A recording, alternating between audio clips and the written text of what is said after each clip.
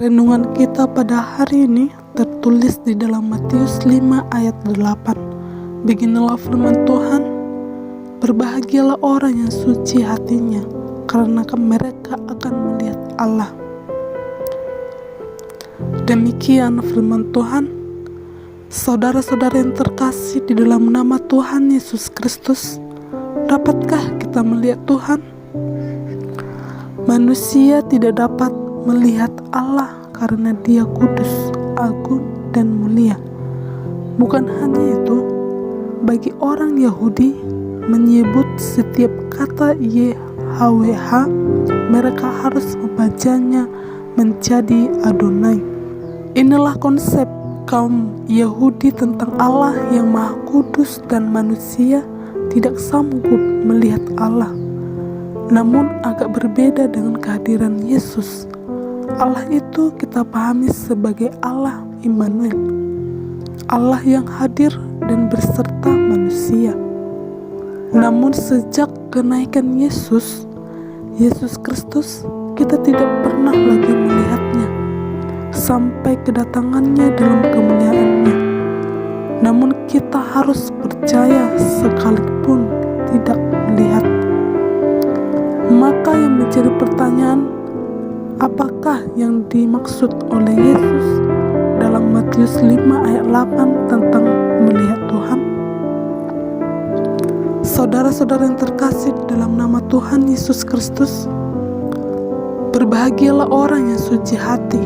Ada sukacita dan bahagia bagi orang yang suci hatinya. Suci artinya bersih atau murni. Di satu sisi kita tahu bahwa manusia telah jatuh ke dalam dosa. Dosa telah merusak hubungan manusia dengan Allah, baik itu terhadap sesama maupun terhadap dirinya sendiri. Kita disucikan atau dikuduskan hanya melalui darah Yesus Kristus.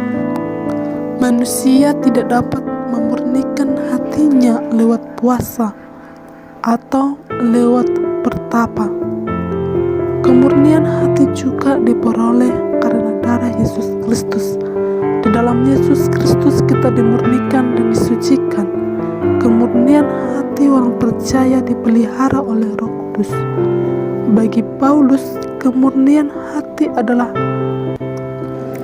harta yang indah bagi orang percaya. Melihat Allah dalam konteks Matius 5 ayat 8 bukanlah yang dimaksudkan dengan melihat dengan mata berhadapan mata dengan Allah. Melihat Allah lebih bertujuan pada mengetahui dan mengenal kehendaknya. Orang yang suci hatinya dalam keadaan apapun dapat menimbang dan melihat apa yang benar dan apa kehendak Allah. Hati nurani kita akan menggerakkan apa yang harus kita lakukan dalam hidup ini. Namun yang menjadi masalah adalah bahwa orang sering mengabaikannya, mengambil keputusan karena bahaya, kepentingan, atau berbagai faktor dan kepentingan.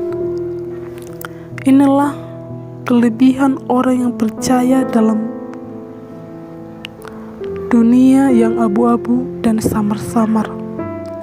Orang percaya tidak dapat diperdaya oleh apapun, namun oleh iman yang murni, orang percaya mengetahui dan mengenal kehendak Allah di dunia ini. Dalam keadaan tak berdaya dan tak bertenaga sekalipun, nurani yang murni akan memberitahu apa yang berkenan bagi Tuhan.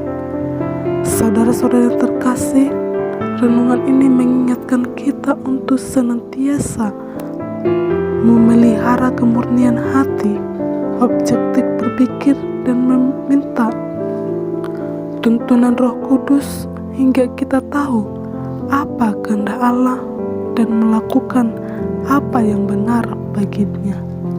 Amin.